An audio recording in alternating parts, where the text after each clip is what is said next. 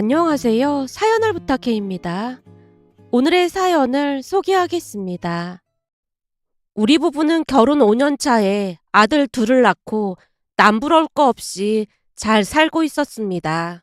남편과 저는 둘 다 지방 국립대를 졸업했고 그곳에서 만나서 결혼을 했습니다. 그 뒤 우리는 각자 회사에 들어가서 2년 정도 돈을 벌다가 시부모님의 권유로 이르다면 조금 이른 결혼을 했어요. 어느 날 시어머님이 저를 앉혀놓고 말을 했거든요. 내가 볼 때는 일찍 결혼해서 자리 잡는 것도 나쁘지 않을 것 같은데 니들 생각은 어떻니? 남자친구 군대까지 기다려주고 그런 사람이 어디 있겠니? 내가 볼 때 규민이나 어디 가서 수정이 같은 사람 못 만나니까 얼른 일찍 결혼할 생각해. 나도 어디서 시덥지 않은 사람을 며느리감으로 데리고 오는 것보다 우리 소정이처럼 착하고 속이 꽉 찬 며느리가 좋으니까. 어머님, 부족한 저를 예쁘게 봐주셔서 정말 감사합니다. 감사하긴 뭐가 감사해. 내가 감사하지. 주변을 둘러봐도 우리 소정이 같은 사람을 못 봤다니까. 라며 시어머님이 입가에 미소를 가득 머금고 계셨습니다. 그 뒤 우리는 결혼을 했고 맞벌이를 하다가 제가 임신을 하면서 회사를 그만뒀습니다. 그러다 둘째가 조금 큰 뒤로는 다시 살림에 보탬이 되기 위해 일을 찾다가 동네 마트에서 파트타임으로 일을 시작했어요. 제가 마트에서 일을 한다고 하자 남편이 걱정스레 말을 꺼냈습니다. 우리 이제 먹고 살만한데 굳이 일을 해야 하는 거야? 여보, 출산하고 내내 집에서만 지냈잖아. 그러다 보니까 나도 일이라는 걸 좀 해보고 싶어서 그래. 밖에 나가서 일하고 싶어서 그런 거니까 당신이 이해 좀 해줘. 거기다 집에 할머니까지 계신데 내가 너무 미안해서 그래. 할머니가 남도 아니고 가족인데 그런 소리 하지 말라고 했잖아. 알았어. 미안해. 그럼 무리하지 말고 힘들면 바로 그만둔다고 약속해. 거기다 당신 일한다고 할머니한테 일 미루고 그러면 안 되니까 신경 좀 쓰고. 알았어. 약속할게. 제가 빙그레 미소 짓자 그제서야 남편도 안심을 하는 모습이었습니다. 비록 풍족하게 살지는 못했지만 기구한 제 팔자에 비해 저는 하루하루 행복한 나날을 보내고 있었어요. 그렇게 저는 마트에서 일을 시작했는데요. 마트에 들어가서 처음 배운 말이 까대기라는 말이었습니다. 상품을 박스에서 꺼내서 매대에 진열하는 작업을 까대기라는 표현을 사용하는 듯 했습니다. 물론 제 주 업무는 계산을 하는 업무였지만 워낙 작은 마트였기에 이런저런 일을 돌아가면서 같이 했어요. 그날도 역시나 마트에서 열심히 까대기를 하고 있었는데요. 손을 바쁘게 움직이고 있던 찰나에 전화벨이 울렸습니다. 휴대폰을 확인해 봤더니 모르는 번호였기에 받을까 말까 망설이고 있었는데 옆에 있던 수진 씨가 제 팔을 툭 치며 말했습니다. 뭐해? 전화 안 받아? 받아야지. 제가 얼떨결에 전화를 받았고 전화 저편에서 50대 정도로 느껴지는 아줌마의 목소리가 들려왔어요. 소정이니? 너 소정이 맞지? 휴대폰에서 제 이름이 정확하게 새어나왔지만 익숙치 않은 목소리에 어리둥절한 채 제가 물었습니다. 누구세요? 소정아, 엄마야 엄마. 우리 딸이 그새 엄마 목소리도 잊은 거야? 라며 전화기 너머에서 흐느끼는 소리가 들려왔는데요. 순간 보이스피싱이란 생각이 들어서 전화를 끊으려고 하던 순간 다시 애절한 목소리가 들려왔습니다. 소정아, 잘 살고 있었지? 우리 딸 그동안 엄마가 얼마나 보고 싶었는지 모른다. 라는 말에 제가 아예 넋을 놓고 허공만 응시하고 있자 옆에 있던 수진 씨가 채근했어요. 소정 씨, 뭐 하고 있어? 괜히 한 소리 듣지 말고 얼른 하던 일 하자. 그제서야 번뜩 정신이 들었기에 제가 화들짝 놀라며 대답했습니다. 아, 미안해. 잠깐만. 저기 지금 저 근무 중이라 통화 못하니까 이만 끊겠습니다. 제가 전화를 끊으려고 하자 전화기 너머에서 다급한 목소리가 들려왔어요. 그럼 내가 다시 전화할 테니까 언제쯤 통화 가능하니? 2시간 후에 점심시간이니까 그때는 잠깐 통화 가능할 거예요. 라며 전화를 끊었지만 좀처럼 집중이 되지 않아서 한동안 실수를 연발하고 있었는데요. 까대기가 다 끝나갈 무렵 수진 씨가 툴툴거렸습니다. 소정 씨, 저기 똑같은 과자끼리 한 대 묶어놔야지. 그냥 막 진열하면 어떡해. 꼼꼼한 사람이 오늘따라 왜 이러는 거야? 혹시 무슨 일 있는 거야? 안 하던 실수를 다 하고. 수진 씨 미안해. 오늘 몸이 좀 안 좋아서 그런 것 같아. 어디 많이 아픈 거면 말하고 일찍 들어가던지. 아니야, 그럴 순 없지. 좀 있으면 괜찮아질 거니까 걱정하지 마. 제 말에 수진 씨가 고개를 갸우뚱거렸는데요. 평소 모습과는 다르게 어쩔 줄을 모르고 우왕좌왕하는 제 모습에 수진 씨도 근심스러운 표정이었습니다. 잠시 후 점심시간이 됐고 평소에는 수진 씨와 함께 도시락을 먹곤 했지만 그날은 입맛이 없었기에 수진 씨에게 말했어요. 수진 씨, 오늘은 속이 좀 안 좋아서 혼자 먹어야겠는데 어쩌지? 내가 오늘 수진 씨 좋아하는 콩나물 무침이랑 싸왔는데 내가 싸온 반찬도 같이 먹어. 됐어. 난 걱정하지 말고 내가 가서 소화제라도 하나 사올까? 아니야. 신경 써줘서 고마워.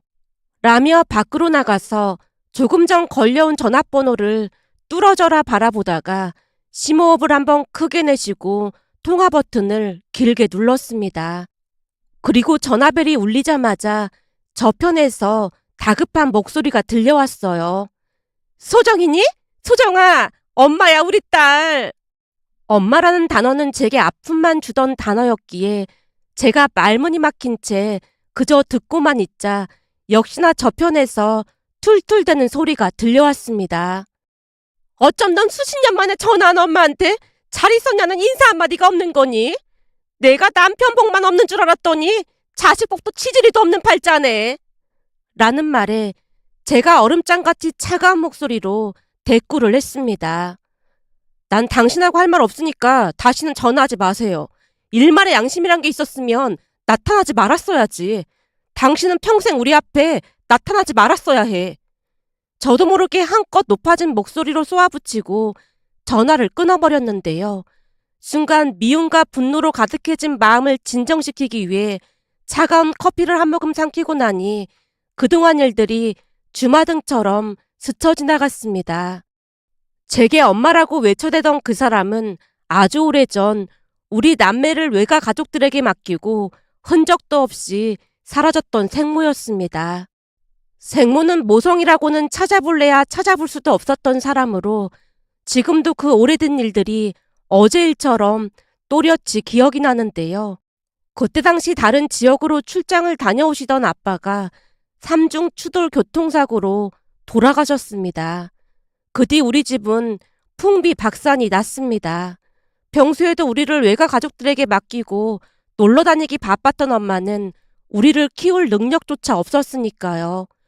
결국 아빠 장례식을 치르고 2달쯤이 지났을 무렵 엄마가 오빠를 외삼촌 집으로 보냈습니다. 그런 일이 한두 번이 아니었기에 오빠는 자포자기한 모습으로 엄마를 따라 나섰는데요. 저는 그날 오빠의 표정이 한동안 잊혀지지 않았습니다. 엄마를 바라보던 매서운 눈빛과는 다르게 저를 바라보던 눈빛은 슬픔으로 가득 차 있었으니까요. 하지만 오빠는 제게 아무런 말도 하지 않았고 엄마를 따라 외삼촌 집으로 갔습니다. 어른이 된 뒤에도 가끔 꿈에서 그날의 오빠와 마주하곤 했는데요. 울지도 떼를 쓰지도 않고 엄마를 따라가던 오빠의 뒷모습이 처량하고 쓸쓸해 보여서 사는 내내 잊혀지지가 않았습니다. 그때 당시 저도 곧 그런 처지가 되지나 않을까 하는 지독한 불안감과 함께 심한 공포감에 사로잡혀 있었으니까요. 그렇게 한두 달이 더 지났을 무렵 아니나 다를까 엄마가 저를 데리고 외할머니 댁에 갔고 그날 밤 소리 소문도 없이 엄마가 사라졌습니다. 다음날 아침 근심 가득한 표정으로 외할머니가 말을 꺼냈거든요. 소정아, 배고프지? 할머니가 빨리 밥 해줄 테니까 조금만 있어.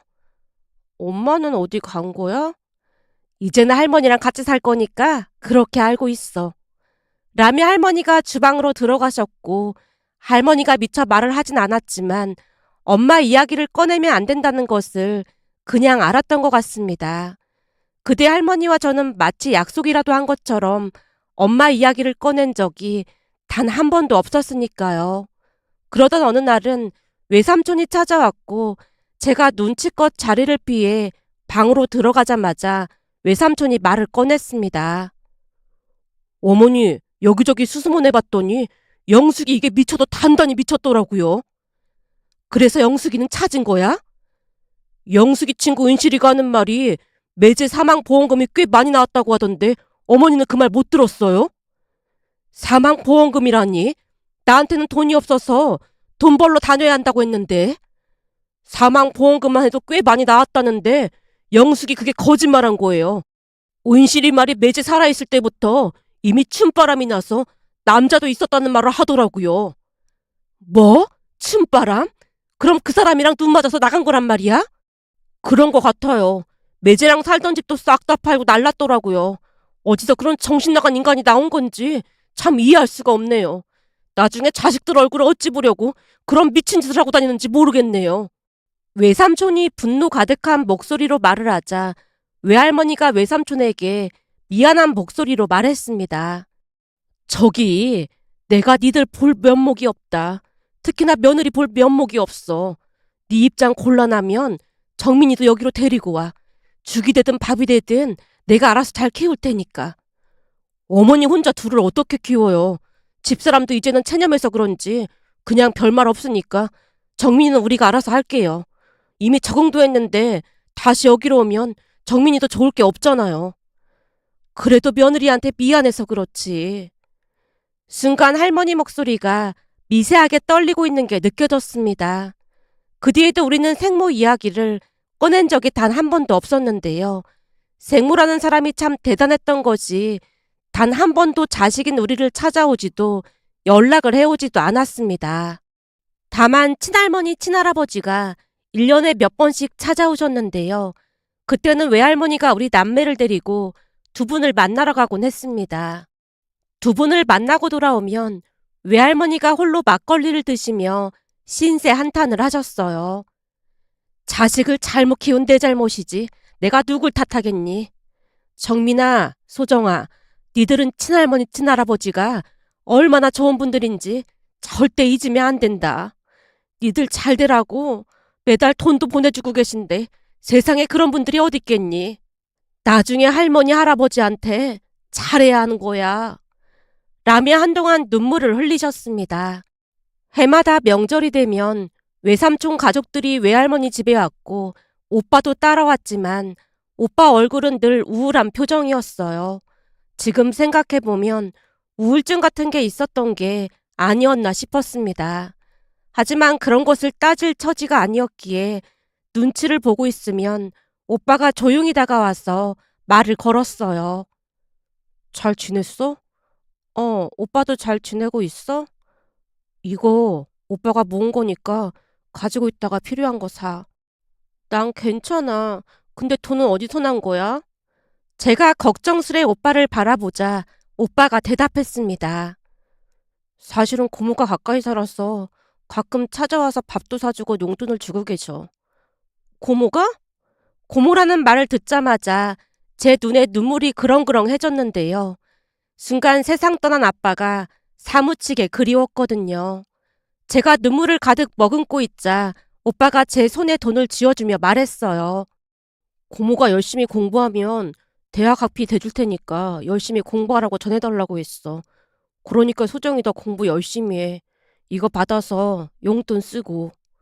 라며 오빠가 제 손에 돈을 전부 쥐어줬는데 지금 돌이켜보면 고모한테 받은 돈 전부를 제게 준 게 아닌가 싶었어요. 그렇게 우리 남매는 나름 잘 자랐고 오빠는 고등학교를 졸업하자마자 취업을 해서 따로 나가 살았습니다. 고등학교를 졸업하자마자 오빠가 찾아와서 말을 꺼냈거든요. 오빠 친구 아버지가 도배 일을 하시는데 거기서 먹고 자면서 일 배울 생각이야. 그럼 외삼촌 집에서 나와서 사는 거야? 지금까지 신세진 것도 죄송한데 이제 내 밥벌이는 내가 해야지. 그래도 연락은 할 거지? 그럼 오빠가 연락은 할 테니까 공부 열심히 하고 있어. 라는 말을 끝으로 오빠 또한 사라져버렸습니다. 어느 날 할머니가 걱정스레 외삼촌에게 물었어요. 정민이한테 무슨 일 있는 건 아니겠지? 도배일인가 뭔가 배운다고 하는 거 보니까 걱정하실 필요는 없을 거예요. 그나마 영숙이가 아닌 지 아빠를 닮아서 정말 다행이죠 뭐. 근데 전화를 해도 영 받지도 않고 그래서 걱정인 거지. 전에 한 번인가 통화했는데 사는 게 바쁘다고 하더라고요. 지 밥벌이는 하고 있으니까 걱정하지 마세요.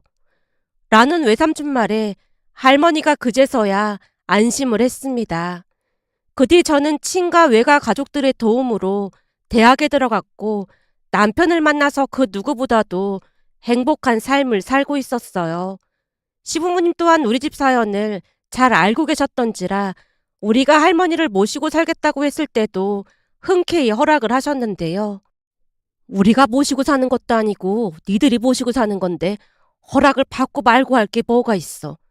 키워준 할머니 은혜를 잊지 않는 모습에 오히려 우리는 큰 감동을 받았잖니. 사람이라면 당연히 그런 마음을 가져야 하는 거지. 라는 시어머님의 말에 제 눈에서 뜨거운 눈물이 와락 쏟아지자 시어머님이 제 손을 꼭 잡아주셨어요. 그렇게 우리는 할머니를 모시고 꿈 같은 하루하루를 보내고 있었는데요. 그날 평생 연락 한 번 없던 생모가 나타났고 평화롭기만 하던 일상에 균열이 생기기 시작했습니다. 제가 잠시 넋을 놓고 지나간 일들을 회상하고 있던 사이 다시 전화벨이 울렸고 제가 전화를 받지 않자 마치 작정이라도 한 듯 생모가 문자를 보내왔어요.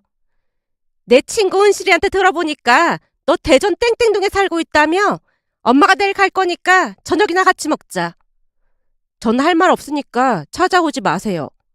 제가 답장을 보냈지만 생모가 다시 답장을 해왔어요. 우리 사위 회사도 알고 있는데 그럼 사위 회사로 갈까? 라는 말을 하는 게 아니겠어요. 역시나 생모가 비열한 행동으로 저를 압박하고 있었습니다. 그게 싫으면 그냥 순순히 만나주면 되잖아. 라는 말과 함께 약속 장소와 시간까지 보내왔으니까요. 결국 저는 절대 마주하고 싶지 않았던 생모와 마주할 수밖에 없었는데요. 차마 할머니께 생모 이야기를 꺼낼 수가 없었던 것이 이제야 모든 시름을 내려놓고 행복한 나날을 보내고 계신 할머니께 또다시 고통을 안겨드리고 싶지 않았습니다. 결국 소가리를 하다가 생모를 만나러 갔는데요. 역시나 생모는 여전히 철이 없었고 제게 기가 막힌 말을 꺼냈습니다. 예, 넌 아직 한참 젊은데 얼굴이 그게 뭐니? 그 나이면 한창 예쁠 나이인데 화장도 좀 하고 다니고 그래야지. 얼굴이 그게 뭐야? 그러다 생모 팔자 닮을까 봐요. 뭐? 생모 팔자라니? 몰라서 물어요? 그래봐야 생모처럼 바람나서 남자랑 도망밖에 더 가겠어요? 제 말에 생모 얼굴이 창백해져 있었는데요. 제 입에서 그 말이 나오리라고는 미처 생각을 못했던 모양으로 생모가 입을 굳게 닫은 채 한동안 바닥만 내려다보고 있었습니다. 그 모습에 제가 건조하고 쓸쓸한 웃음을 띠며 물었어요. 이제 와서 왜 보자고 한 거죠? 저는 그쪽이랑 길게 말하고 싶지 않으니까 용건만 간단하게 말해주세요. 뭐? 그쪽? 내가 널 낳아준 엄마인데 지금 말버릇이 그게 뭐야? 대체 그동안 어떻게 살았길래 그 모양인 거니? 방금 전에도 말했잖아요. 생모가 남자랑 눈 맞아서 나갔는데 그 엄마의 그 딸 아니겠어요? 제가 정색을 한 채 생모를 노려보자 생모가 눈을 이리저리 굴리며 어쩔 줄을 몰라 했어요. 그래서 하고 싶은 말이 뭔데요? 저기 사실은 나도 대전 땡땡동에 살고 있거든. 그러니까 가끔 연락은 하고 살자 그 말인 거지. 사이도 있고 손주도 있다는데 보고 싶기도 하고 말이야. 대체 얼마나 양심이 없으면 그런 말을 할 수가 있어요? 난 그럴 생각 추호도 없으니까 그냥 예전처럼 찾아오지도 말고 연락도 하지 말고 사세요. 예, 너 우리 엄마. 그러니까 외할머니랑 같이 산다며. 우리 엄마도 딸인 내가 보고 싶을걸? 웃기는 소리 좀 작작 하세요. 그동안 할머니가 얼마나 고생을 하셨는데 그런 말을 해요? 그러니까 네가 중간에서 잘하면 내가 우리 엄마는 안 찾아갈 거 아니야. 라며 생모가 다시 압박을 한 채 돌아갔는데요. 며칠을 곰곰이 생각해봐도 해결 방안이 없어 보였기에 어느 날 남편을 데리고 밖으로 나가서 있는 사실 그대로를 말했습니다. 뭐? 당신 생모, 그러니까 장모님이 찾아오셨단 말이야? 장모는 무슨 장모야. 그냥 생모일 뿐이지. 근데 이렇게 찾아와서 그러는 거 보면 쉽게 끝날 것 같지 않은데. 그래서 당신이랑 상의하는 거야. 사실 당신한테도 절대 말 안 할 생각이었는데 내가 보기엔 곧 당신도 알게 될 것 같아서 말이야. 근데 이쪽으로 이사 온다고 해도 우리가 말릴 방법은 없는 거잖아. 우선 지켜보다가 다시 말하자고. 남편이 눈치를 보며 말을 했는데요. 갑자기 우리 삶에 들어온 생모가 그저 믿기만 할 뿐이었어요. 그러던 어느 날은 남편과 같이 영화를 보고 집에 들어가고 있었는데요. 생모가 쏜살같이 달려나와 우리 앞을 가로막았습니다. 소정아, 잘 지냈니? 이 사람이 우리 사이인가 보네. 당신이 여긴 왜 있는 거예요? 왜긴 왜겠어. 딸이 보고 싶으니까 그런 거지. 당신 혹시 우리 할머니도 만난 거 아니죠? 제가 사색이 든 채 생모를 노려보자 생모가 손사래를 쳤습니다. 예, 나도 그 정도 양심은 있다니까. 할머니 만나면 네가 가만 안 둘 게 뻔한데 내가 미쳤니? 네가 잘만 하면 할머니 만날 일 없을 테니까 걱정하지 마. 근데 우리 사이는 등치도 좋고 얼굴도 참 잘생겼네. 그렇게 피부 관리도 받고 그래야 한다고 내가 몇 번이나 말했잖니. 그러다 우리 사이 바람이라도 나면 어쩌려고 그래. 라는 생모 말에 남편 표정이 전에 없이 싸늘하기만 했는데요. 너무나 경박한 생모의 말에 남편도 충격을 받은 듯해 보였습니다. 내가 우리 사이를 뭐라고 불러야 할까? 김서방? 이서방? 네. 황규민입니다. 그렇구나, 황서방. 황소할 때 그 황 말하는 건가? 성도 참 화끈하구만. 반갑네. 내가 자네 장모야, 장모. 네. 안녕하세요. 남편이 억지 미소를 지으며 허리를 숙여 예를 갖추는 모습에 제가 화를 참으며 생모에게 말했습니다. 적당히 하시죠. 장모는 무슨 장모예요? 넌 사이 앞에서 꼭 그런 식으로 말해야 속이 후련하니? 참 양심이 없어서 너무 없어서요. 생모가 잠시 저를 노려보다가 다시 말을 꺼냈습니다. 우리 어디 가서 잠깐 차라도 한 잔 마실까? 라는 생모 말에 울며 겨자 먹기로 근처 카페에 들어갔는데요. 혹여나 할머니께 연락이나 하지 않을까 노심초사하는 마음뿐이었으니까요. 그날 생모는 저급한 유머까지 곁들여서 한참을 말하다 돌아갔고 집에 들어가자마자 남편에게 사과를 했습니다. 여보, 오늘 너무 미안해. 아니야. 당신 잘못도 아닌데 뭐. 난 괜찮으니까 신경 쓰지 마. 남편이 저를 위로했지만 하루하루 바늘방석이 따로 없었습니다. 그런데 얼마 뒤 더욱 기가 막힌 일이 일어났습니다. 그날도 전화벨이 울려서 받았더니 역시나 생모였습니다. 예, 소정아 엄마인데 잠깐만 여기로 와줄 수 있겠니? 제가 거길 왜 가요? 제가 무미건조한 목소리로 말하자 생모가 다급한 목소리로 대꾸했습니다. 저기 정민이, 그러니까 네 오빠가 나랑 살겠다고 짐 싸들고 여기로 들어왔지 뭐니? 지금 뭐라고 했어요? 오빠가 거기 있다고요? 그래, 대체 어떻게 알았는지 문을 두드려서 나가봤더니 문 밖에 서 있는 거야. 오늘 다 같이 밥을 먹자고 하는데 너도 좀 건너와라. 내가 무서워서 그래. 무섭다니요? 그쪽이 무서운 것도 있나 봐요. 그게 정민이가 조금 이상해졌어. 이상해지다니요? 암튼 빨리 좀 와봐. 생모의 말에 대충 거듭만 걸쳐 있고 생모가 말한 집으로 갔는데요. 집에 들어서다가 놀라서 기절할 뻔했다고 해야 할까요? 오랜만에 본 오빠의 모습은 뭐라고 표현할 수도 없을 정도였습니다. 우선 팔에 이상한 용이 크게 그려져 있었고 거기에 머리는 샛노랗게 염색을 했는데 오빠에게 이런 표현을 하는 게 맞는 것인지 모르겠지만 한눈에 봐도 그냥 막 살아온 그런 사람의 모습이었어요. 예전에 저를 챙겨주던 모습은 온데간데 없었으니까요. 결국 제가 눈을 커다랗게 뜬 채 오빠를 뚫어져라 바라보고 있었는데요. 넌 오빠를 봤으면 인사를 해야지. 표정이 그게 뭐야. 암튼 지혜미를 닮아서 하는 짓이 똑같다니까. 오빠, 대체 어떻게 된 거야? 어떻게 되긴 뭘 어떻게 돼. 너는 대학 나와서 호의호식할 때 나는 막노동판이나 전전했지. 할머니랑 내가 얼마나 걱정한 줄 알아? 호의호식 가면서 잘 살았으면서 개뿔 걱정은 뭔 놈의 걱정이야. 다들 오빠 소식을 모른다고 했으니까. 됐고, 나 깜빵까지 다녀와서 지금 일자리 구하기도 힘들고 하니까 앞으로 엄마랑 네가 나 좀 먹여 살려. 오빠 입에서 깜빵이라는 말이 터져나오자 이번에는 생모가 기겁을 한 채 외쳤습니다. 너 지금 뭐라고 했어? 깜빵? 왜? 깜빵 다녀온 사람 처음 보나 보네. 놀라긴 뭘 놀라. 당신이 아버지 사망보험금이랑 재산 다 가지고 날르는 바람에 내 인생이 이렇게 된 건데. 그러니까 당신이 책임져. 아니면 아버지가 남긴 보험금 그대로 가지고 오던지. 그리고 수정이 너는 매달 나한테 생활비 좀 보내고.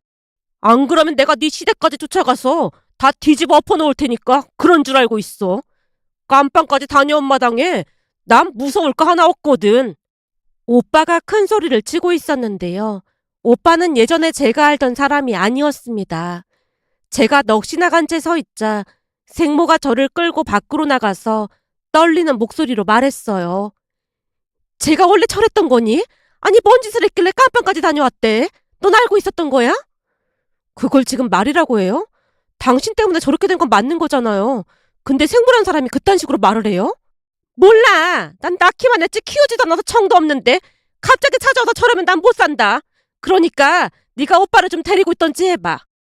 당신은 지금이나 예전이나 변한 게 하나도 없네요. 대체 모성애라는 게 있긴 한 거예요? 글쎄 난 그런 거 모른다니까. 아무튼 다 필요 없고 할머니랑 쟤 좀 데리고 가봐. 라며 생모가 울상을 지었습니다. 그렇게 집에 돌아왔는데 더 이상 할머니께 숨길 수가 없어 사실대로 말을 했는데요. 할머니가 너무나 평온한 목소리로 말했습니다. 지가 지은 죄를 이제야 받는 것 같네.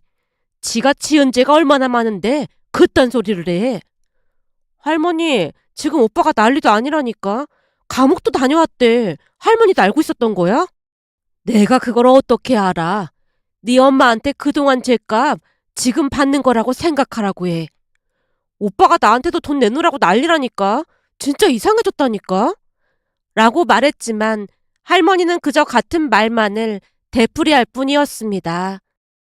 내가 언젠가는 천벌을 받을 줄 알았어. 그것은 인간도 아니야. 아주 천벌을 받아야 해. 우리 사이가 하늘에서 벌을 내리고 있는 거야. 라는 말을 할 뿐이었습니다. 그 뒤에도 생모가 시도 때도 없이 우리 집에 찾아왔고 울며 빌어댔습니다. 엄마가 정민이 좀 데리고 가. 이렇게 살다가는 내 명에 못 살겠어. 그동안 지은 죄가 얼마인데 네 명에 살라고 했구만. 네 업보다 생각하고 참여하면서 데리고 살 생각해. 그리고 우리 손주 사이 스트레스 받으니까 얼른 나가. 엄마, 나 오늘 여기서 잠 좀 재워줘. 여기가 어디라고 재워달라고 지랄이야 지랄이. 할머니가 눈을 치켜뜬 채 생모를 내쫓아버렸습니다. 그렇게 생모는 몇 번이나 내쫓김을 당했는데요. 한동안 집에도 찾아오지 않았고 너무나 조용한 모습에 무슨 일인가 싶어 남편과 함께 생모 집으로 가서 초인종을 눌렀더니 다른 사람이 나와서 새로 이사를 왔다는 말을 하는 게 아니겠어요. 그 모습에 어리둥절한 표정으로 집으로 돌아왔는데요. 그동안의 일들이 꿈이었던 게 아닌가 하는 생각마저 들었습니다. 그렇게 며칠이 지나갔고 어느 주말 초인종이 울려서 확인해 봤더니 밖에 오빠가 서 있는 모습에 놀란 채 뒷걸음질을 치고 말았어요. 왜 그래? 누가 왔는데 그래? 그게 오빠가 왔어. 오빠? 정민이가 왔단 말이야? 그럼 얼른 문을 열어줘야지 뭐하고 있는 거야? 라며 할머니가 급히 문을 열어줬고 오빠가 집 안으로 들어왔는데요. 우리 정민이 왔니? 잘 지냈어? 네, 할머니도 잘 지내셨죠? 그럼 우리는 잘 지냈다. 그나저나 네가 이번에 큰일 했다. 아니에요. 당연히 해야 할 일을 한 것뿐인데요, 뭐. 앞으로 다시는 찾아오지 않을 테니까 걱정하지 마세요. 제가 은실이 아줌마한테 한 100번은 전화해서 엄마가 있는 곳을 알려달라고 난리를 쳤더니 은실이 아줌마가 기겁을 했거든요. 아마도 엄마한테도 그대로 전달했을 거예요. 그래, 아주 큰일 했다. 얼른 이리 와서 앉아. 라며 할머니가 오빠 손을 잡아 끄는 모습에 제가 어리둥절한 표정으로 두 사람을 바라보고 있자 할머니가 말했습니다. 다들 이리 와서 앉아봐. 사실은 네 엄마 못 찾아오게 하려고 정민이가 일부러 그런 행동을 한 거야. 뭐? 그럼 오빠 깜빵 다녀온 것도 거짓말인 거야? 당연하지. 우리 정민이가 얼마나 착한데 깜빵은 뭔 놈의 깜빵이야. 니들 결혼할 때 내가 돈 준 거 기억나? 그때 친할아버지가 주신 돈이라고 했잖아. 그 돈에다가 정민이가 준 돈까지 보탠 거야. 뭐야? 그럼 할머니랑 오빠는 연락을 하고 있었던 거야? 근데 결혼식에는 왜 참석을 안 한 거야? 라며 제가 오빠를 빤히 바라보자 오빠가 미안한 듯 말했습니다. 집안도 콩가루 집안인데 오빠란 사람이 고등학교 나와서 험한 일 하고 있다고 하면 네 입장이 그럴까 봐 일부러 참석 안 한 거야. 그치만 너무 미워하지는 마라. 오빠가 멀리서 네 결혼식 지켜보긴 했으니까. 아니 왜 그런 생각을 한 거야? 제가 원망 가득한 표정으로 오빠를 바라보자 오빠가 대답했습니다. 떳떳한 오빠가 돼서 나타나고 싶었어. 근데 이제는 자리도 잡고 해서 연락해야겠다 싶었는데 엄마가 네 앞에 나타났다는 소리를 듣고 부랴부랴 엄마 사는 곳으로 쳐들어갔던 거야. 그리고 너도 봤다시피 주랭랑을 쳤으니까 이젠 안 나타날 거야. 그러니까 걱정할 필요 없어. 라는 오빠 말에 얼마나 많은 눈물을 흘렸는지 모른답니다. 그렇게 오해가 풀렸고 오빠는 여전히 할머니와 저를 챙기면서 잘 살고 있는데요. 그러면서도 여전히 은실이 아줌마에게 생모 위치를 캐묻고 다녔어요. 그러던 어느 날은 오빠에게 물었습니다. 오빠, 근데 팔에 용 그려져 있던 건 뭐야? 그것도 일부러 그랬던 거야? 아, 그거 요즘은 스티커도 잘 나오더라고. 진짜 치밀하게 준비했네. 어설프게 준비하면 믿기나 했겠어? 라며 오빠가 배시시 웃었는데요. 많이 자리를 잡은 모양으로 오빠 얼굴에서도 여유가 느껴졌습니다. 그렇게 생모는 종적을 감춘 뒤 다시는 연락을 해오지 않았고 우리에게도 다시 평화가 찾아왔습니다. 문득 며칠 전 오빠가 외가 가족들과 친가 가족들에게 식사를 대접한다는 말에 다 같이 모여서 즐거운 시간을 보냈는데요. 양가 가족들과 즐거운 시간을 보내며 행복한 마음이 들어 이렇게 글 남겨봅니다. 오늘의 사연은 여기까지였습니다. 즐겁게 보셨다면 구독, 좋아요 부탁드립니다. 고맙습니다.